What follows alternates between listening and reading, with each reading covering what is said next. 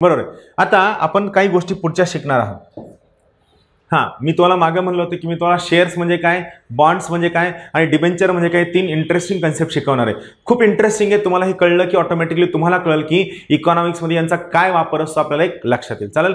शेअर्सचे खूप डिटेलमध्ये आपण ज्यावेळी स्टॉक मार्केट हा टॉपिक शिकू त्यावेळेस डिटेलमध्ये शिकू। सध्या फक्त आपल्याला काय करायचं, हे शेअर्स म्हणजे काय आपल्याला सोप्या भाषेमध्ये शिकून घ्यायचा आपण प्रयत्न करूया। चालेल, ठीक आहे। आपण काय करूया आता, आपण शेअर्स, बॉन्ड्स किंवा डिबेंचर हे सोप्या भाषेमध्ये समजून घ्या। थोडा इंटरेस्टिंग कन्सेप्ट आहे, मला माहिती आहे तुम्हाला नक्की आवडेल। चला आपण सुरू करूया। सगळ्यात पहिली महत्त्वाची गोष्ट, शेअर्स, बॉन्ड्स आणि डिबेंचर्स हे काय आहेत? तर शेअर्स, बॉन्ड्स आणि डिबेंचर यांना आपण सिक्युरिटीज किंवा रोखे या नावानं सुद्धा ओळखतो। तीन शब्द आहेत। शेअर्स याला आपण मराठीमध्ये समभाग म्हणतो, पण माझं म्हणणं की तुम्ही इंग्लिश शब्द वापर करावा कारण जास्त सोपा आहे। दुसरा शब्द आहे बॉन्ड्स, जेम्स बॉन्डवाला नाही, आणि तिसरा आहे डिबेंचर। बरोबर, शेअर्स, बॉन्ड्स आणि डिबेंचर त्यांना आपण नेमकं म्हणतो काय? तर सगळ्यात पहिलं लक्षात ठेवा, या तीनही गोष्टींना, या तिघांना आपण काय म्हणतो? या तिघांना आपण सोप्या भाषेमध्ये सगळ्यात पहिली गोष्ट हे काय आहेत? हे वित्तीय साधन आहे। वित्तीय साधन इंग्लिशमध्ये आपण याला काय म्हणतो? Financial instruments. हे काय आहेत? वित्तीय साधनं आहेत। मार्केटमध्ये पैशांची गुंतवणूक करणं, पैशांची उलाढाल करणं, या सगळ्यांसाठी जे महत्त्वाचे असणारे सर्व साधनं आहेत, त्या सर्व साधनांपैकी ही तीन महत्त्वाची साधनं आहेत। यामुळे यांना आपण वित्तीय साधनं असं म्हणतो, वित्तीय साधनं। दुसरं महत्त्वाची गोष्ट, यांना आपण सिक्युरिटी हा शब्द सुद्धा वापरतो। सिक्युरिटी, अर्थव्यवस्थेच्या भाषेमध्ये सिक्युरिटीला आपण काय म्हणतो? रोखे हा शब्द वापरतो। सिक्युरिटी म्हणजे सुरक्षा नाही, काय म्हणतो आपण याला? रोखे हा शब्द वापरतो। एक छोटा कायदा आहे, कायद्याबद्दल सांगतो तरी लक्षात ठेवा। शेअर्स, बॉन्ड्स, डिबेंचर हे तीन आपण शिकणार आहोत। पहिली महत्त्वाची गोष्ट, शेअर्स, बॉन्ड्स किंवा डिबेंचर ही वित्तीय साधनं आहेत। दुसरी महत्त्वाची गोष्ट, हे यांना आपण सिक्युरिटी किंवा रोखा हा सुद्धा शब्द वापरतो। एक महत्त्वाचा कायदा आहे, कायद्याचं नाव लक्षात ठेवा, securities and contract regulation act 1956। Securities and contract regulation act 1956 नुसार शेअर्स, बॉन्ड्स, डिबेंचर आणि स्क्रिप्ट्स यांना आपण काय म्हणतो? यांना आपण सिक्युरिटीज हा शब्द वापरतो। सिक्युरिटीज म्हणजे रोखे। मग जर ते सरकारने इश्यू केले असेल तर त्यांना गव्हर्नमेंट सिक्युरिटीज म्हणायचं, जर ते खाजगी व्यक्तीने इश्यू केले असेल त्यांना आपण फक्त सिक्युरिटी हा शब्द वापरायचा। राहील लक्षात बेसिक डिफरन्स? तर लक्षात ठेवा, securities and contract regulation act 1956 नुसार शेअर्स, बॉन्ड्स, डिबेंचर आणि स्क्रिप्ट यांना आपण सिक्युरिटीज किंवा रोखे हा शब्द वापरतो। हा पहिला सोपा कन्सेप्ट आहे। चालेल, आता आपण काय करूया, तीनही गोष्टींचा अर्थ समजून घ्या नेमकं काय आहे, आणि मग मी त्यांची टेक्निकल डेफिनेशन सांगेल। पहा, समजा मला एक कंपनी सुरू करायची आहे। ही मला कंपनी सुरू करायची, कंपनीचं नाव आहे समजा एक्स। आता ही कंपनी सुरू करण्यासाठी मी जेव्हा सगळ्या मार्केटचा अभ्यास केला आणि मला किती पैशांची गरज लागेल याचा अभ्यास केला, त्यावेळी माझ्या लक्षात आलं की ही कंपनी सुरू करण्यासाठी मला जवळपास 100 रुपयांची गरज आहे। मला स्वतःला किती रुपयांची गरज आहे? 100 रुपयांची गरज आहे। तर मी काय केलं, मी चेक केलं की माझ्याकडे किती पैसे आहेत। तर मला गरज आहे 100 रुपयांची, बरोबर आहे। पण मी चेक केल्यानंतर मला काय समजलं की माझ्याकडे फक्त 65 रुपये आहेत। माझ्याकडे किती अवेलेबल आहेत? फक्त 65 रुपये माझ्याकडे आहेत। मग मी घरच्यांकडे गेलो, त्यांना म्हणलं की मला 35 रुपये उसने द्या। त्यांनी नकार दिला। मी जे मित्र म्हणायचे की तू काय काळजी नाही, अर्ध्या रात्री हाक मार, त्यांच्याकडे गेलो की बाबा मला 35 रुपये दे। तो पण म्हणला की देऊ शकत नाही, मी पण अडचणीत आहे। मी सगळ्यांकडे फिरलो तर कुणीही मला पैसे दिले नाही, अर्थव्यवस्थेच्या भाषेत, बरोबर आहे। आता कुणीही मला पैसे दिले नाही याचा अर्थ काय आहे की सगळ्यांचं, प्रत्येक व्यक्ती हा कसा असतो? हा इकॉनॉमिकली रॅशनल असतो। शब्द लक्षात ठेवा, प्रत्येक व्यक्ती हा कसा असतो? Economically rational. म्हणजे काय? कोणत्याही ठिकाणी 1 रुपया, 2 रुपये, 3 रुपये देण्याच्या अगोदर सुद्धा तो काय विचार करतो, मी या ठिकाणी पैसे दिल्यानंतर मला प्रॉफिट होईल का? माझे पैसे परत येतील का? माझे पैसे सेफ असतील का? मला पैसे किती मिळणार आहे त्याचा तो विचार करतो। आणि जर त्याला प्रॉफिट मिळणार नसेल, त्याचे पैसे सेफ नसेल, तर तो त्या ठिकाणी पैसे देत नाही। या ठिकाणी मी कोणत्या भावनेने पैसे मागायला गेलो? मित्रत्वाच्या, बरोबर, की दे, मी 2-4 दिवसात देतो। मला सांगा माझं पण वागणं इकॉनॉमिकली रॅशनल होतं का नव्हतं? म्हणजे मी त्यांचे पैसे घेणार आहे, मी प्रॉफिट कमवणार आहे आणि त्यांना फक्त 35 रुपये परत करणार आहे. सो कुणीही मला पैसे दिले नाही. आपल्या घरच्यांचं एक खूप फेमस वाक्य बघा, तुम्ही ऐकलं असेल, जगात कशाचंही सोंग आणता येतं, पैशांचं सोंग आणता येत नाही. बरोबर आहे. कुणीही कुणालाही 1 रुपया फुकटमध्ये देत नसतो. मग मी काय केलं, आता मला 35 रुपयांची गरज आहे. किती रुपयांची गरज आहे मला? मला 35 रुपयांची गरज आहे. मग मी एक आयडिया लढवली. मी सेबीकडे गेलो. सेबी माहिती आहे सगळ्यांना? SEBI. सगळ्यांनी फुल फॉर्म टाकून बघा. सेबी.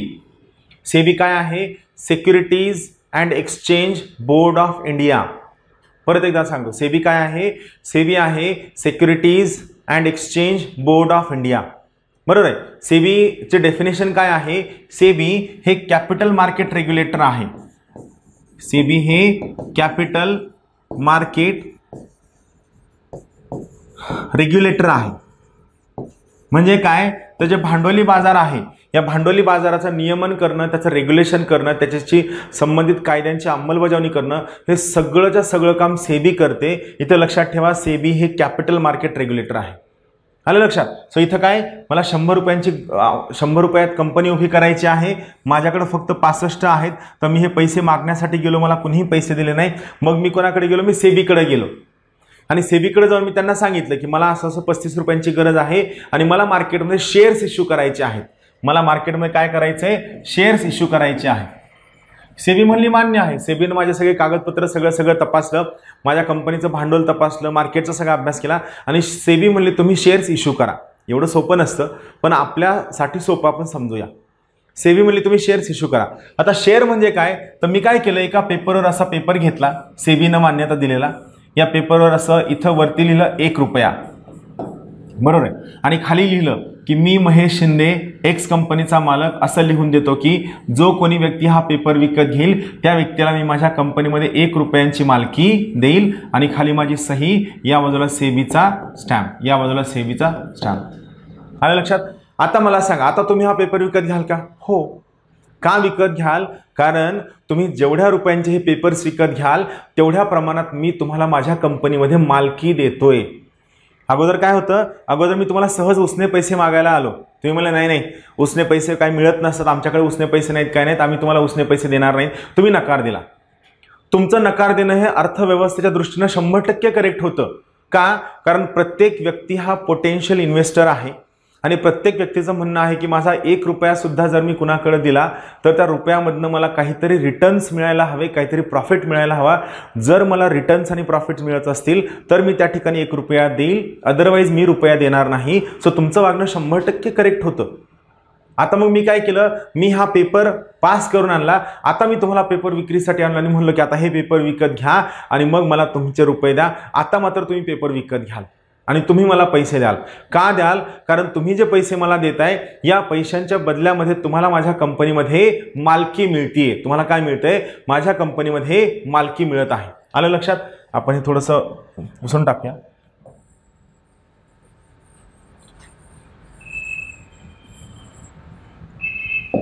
पहा आता सध्या काय झालं, मग त्याच वेळी खूप सगळ्या लोकांनी हे 35 पेपर विकत घेतले. कुणी 2 घेतले, कुणी 4 घेतले, कुणी 7 घेतले, कुणी 1 घेतलं. असं या पद्धतीनं मी काय केलं, हे 35 पेपर विकले. आणि 35 पेपर म्हणजे काय विकले? मी शेअर्स विकले. आणि मी इथं काय लिहून दिलंय, जो कोणी हा व्यक्ती हा पेपर विकत घेईल त्या व्यक्तीला मी माझ्या कंपनीची तेवढ्या रुपयांची मालकी देईल. काय देईल? मालकी. म्हणजे मला सांगा, आता हे वाक्य खूप महत्त्वाचं आहे. म्हणजे मला सांगा, जर तुमच्याकडे एखाद्या कंपनीचे शेअर्स असतील याचा अर्थ तुम्ही त्या शेअर्सच्या प्रमाणात त्या कंपनीचे मालक आहात की नाही. परत एकदा प्रश्न विचारतो, जर समजा तुमच्याकडे एखाद्या कंपनीचे शेअर्स असतील तर त्या शेअर्सच्या प्रमाणात तुम्ही त्या कंपनीचे मालक आहात की नाही. हो. त्या शेअर्सच्या प्रमाणात तुम्ही त्या कंपनीचे मालक आहात, ही सगळ्यात महत्त्वाची गोष्ट आहे. याचा अर्थ शेअर्सची काय डेफिनेशन कळली आपल्याला? लक्षात ठेवा, शेअर्सची डेफिनेशन काय आहे? शेअर्स हे मालकीचं साधन आहे. सगळ्यात पहिली डेफिनेशन आपल्याला काय कळली? शेअर्स हे मालकीचे साधन आहे. शेअर्स काय आहे? शेअर्स हे मालकीचं साधन आहे. इंग्लिशमध्ये आपण याला काय म्हणायचं? Share is an ownership instrument. मालकीचं साधन आहे, शेअर एक ओनरशिप इन्स्ट्रुमेंट आहे. आता मी कंपनीत किती टक्क्यांचा मालक झालो? मी कंपनीमध्ये 65% मालक झालो. तुम्ही कंपनीमध्ये किती टक्क्यांचे मालक झालात? तुम्ही कंपनीमध्ये 35% मालक झालात.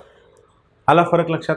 तर जेव्हा एखाद्या कंपनीकडनं मार्केटमध्ये शेअर्स विकले जातात, शेअर्स इश्यू केले जातात, तर तो थोडक्यात काय असतो? भांडवल उभं करत असतो. आणि या भांडवलामार्फत जे शेअर्स विकले जातात, हे शेअर्स जे व्यक्ती विकत घेतात ते व्यक्ती त्या कंपनीमध्ये तेवढ्या प्रमाणामध्ये मालक असतात. सो शेअर्स काय आहे? शेअर्स हे एक ओनरशिप इन्स्ट्रुमेंट आहे. शेअर्स हे एक मालकीचे साधन आहे. सगळ्यात महत्त्वाची गोष्ट, शेअर्स काय आहे? शेअर्स हे एक मालकीचं साधन आहे. सगळ्यात महत्त्वाची बाब लक्षात ठेवा. राहील लक्षात ही गोष्ट? चला ठीक आहे. आता हे इथपर्यंत क्लिअर झालं. शेअर्स काय आहे? मालकीचं साधन आहे. मग समजा आता या कंपनीनं काय केलं? या कंपनीनं वर्षभर काम केलं. वर्षभर काम करून कंपनीनं समजा 5,000 रुपये कमवले. हे कंपनीचं काय आहे? हे कंपनीचं एकूण प्रॉफिट आहे. बरोबर आहे.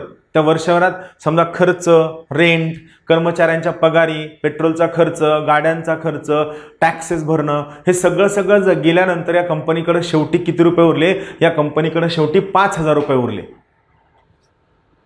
किती रुपये उरले कंपनीकडे? शेवटी 5,000 रुपये उरले. हा महत्त्वाचा मुद्दा.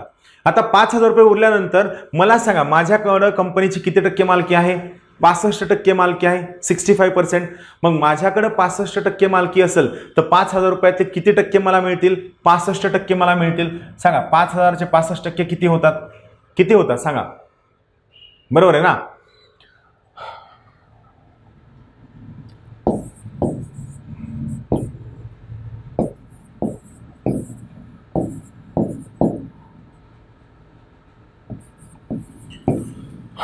$3,250. माझ्याकडे किती रुपये येतील? 3,250 रुपये येतील. बरोबर. माझ्याकडे किती रुपये आले? 3,250 रुपये आले. हे काय झाले? मला त्या कंपनीमधनं मिळणारं 65% प्रॉफिट झाला. पण आता समजा एखाद्या व्यक्तीनं 2च शेअर्स विकत घेतलेत. एखाद्या व्यक्तीनं 2 शेअर विकत घेतलेत. तर मला सांगा 2 शेअर्स असल्यावर त्याला किती रुपये मिळतील? त्याला 100 रुपये मिळतील. एखाद्याकडे एकच शेअर आहे, त्याला किती रुपये मिळतील? त्याला 50 रुपये मिळतील. एखाद्याकडे 4 शेअर्स आहेत, त्याला किती मिळतील? त्याला 200 रुपये मिळतील. मला सांगा हा 5,000 रुपये हा काय झाला? प्रॉफिट झाला. प्रॉफिटला आपण मराठीमध्ये काय म्हणतो? लाभ. याला आपण काय म्हणतो? लाभ म्हणतो. मग मला सांगा या प्रॉफिट मधला मेजॉरिटी हिस्सा कोणाला मिळाला? मला मिळाला. मग हे 3,250 रुपये हे काय झाले? हा लाभ झाला. लाभ हे प्रॉफिट. आणि मला सांगा यांना फुल प्रॉफिट मिळालंय का? यांना त्या प्रॉफिट मधला छोटा छोटा हिस्सा मिळालाय?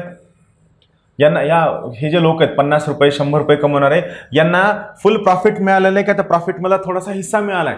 यांना थोडासा हिस्सा मिळाला, यांना थोडासा अंश मिळालाय.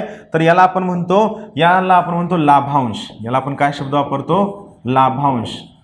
इंग्लिशमध्ये याला काय म्हणायचं? याला म्हणायचं डिव्हिडेंड.